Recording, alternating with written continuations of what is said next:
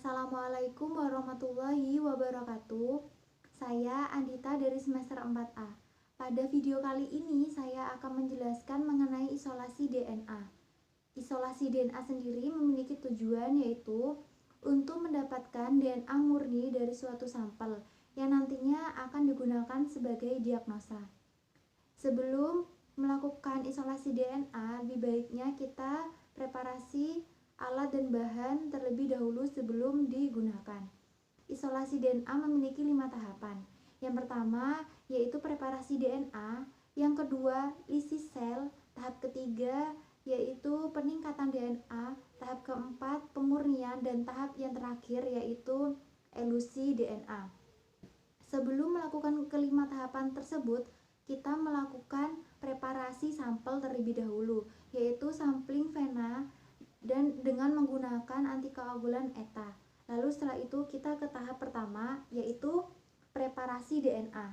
Nah, di sini sampel yang telah diambil tadi kita pipet sebanyak 300 mikroliter, masukkan ke dalam mikrotub.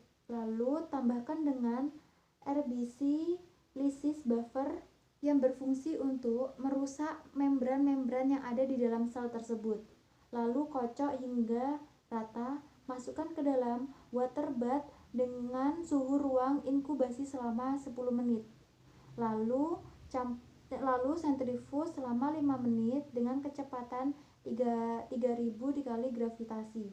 Lalu ambil supernatan yang kita butuhkan yaitu supernatannya, dan pelletnya dibuang. Setelah diambil supernatannya, kita tambahkan dengan lysis buffer sebanyak 100 mikroliter. Setelah tahap ke-1 sudah selesai, kita menuju ke tahap kedua yaitu lysis sel.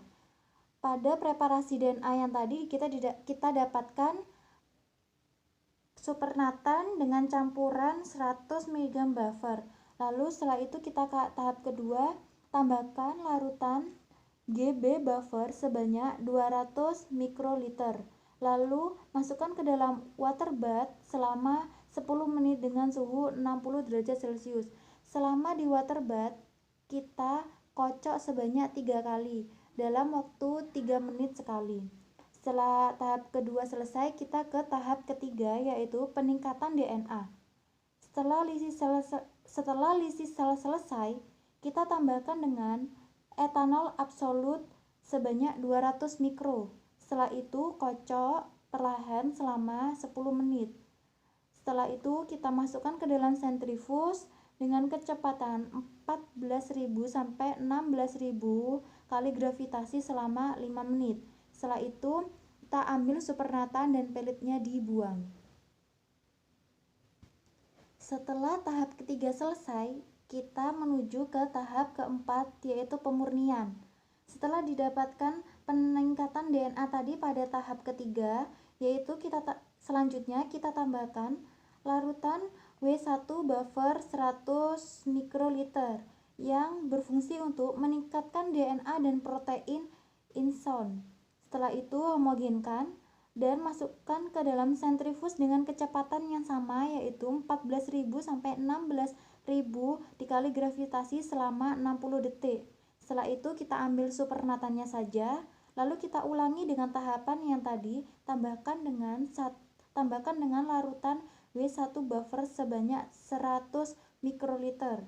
Lalu sentrifus lagi dengan kecepatan yang berbeda. Kali ini kita memerlukan waktu hanya 3 menit dengan kecepatan yaitu sama 14.000 sampai 16.000 kali gravitasi. Setelah itu kita ambil supernatannya saja dan buang pelletnya. Nah, ini yaitu tahapan yang terakhir atau tahapan yang kelima yaitu elusi DNA. Pada tahapan ini, setelah kita melakukan tahapan keempat, kita tambahkan L1 buffer sebanyak 100 mikroliter. Lalu diamkan selama 3 menit untuk memastikan elusi buffer diabsorpsi dengan baik. Lalu setelah itu sentrifus dengan kecepatan yang sama, yaitu 14.000 sampai 16.000 kali gravitasi selama 30 detik. Lalu kita ambil supernatannya saja, pelitnya dibuang. Dan hasil akhirnya yaitu didapatkan DNA murni. Lalu kita simpan di suhu min 4 derajat Celcius. Demikian yang dapat saya sampaikan. Wassalamualaikum warahmatullahi wabarakatuh.